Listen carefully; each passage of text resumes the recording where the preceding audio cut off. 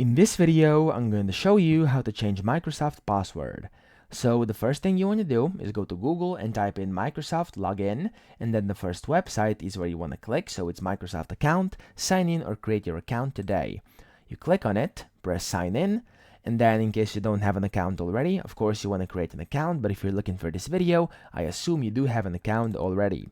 Now what you then want to do is once you're inside your Microsoft account and logged in, you want to go over here to security, and then you may receive a code, a confirmation code onto your email. It will ask you to confirm your email, or to get your code, you will have to put it in case you have the two-factor authentication on, enabled.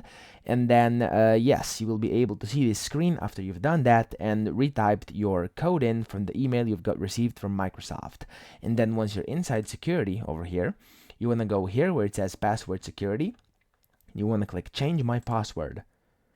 And then in here, you want to type in your current password and then your new password, and then you want to re-enter your new password.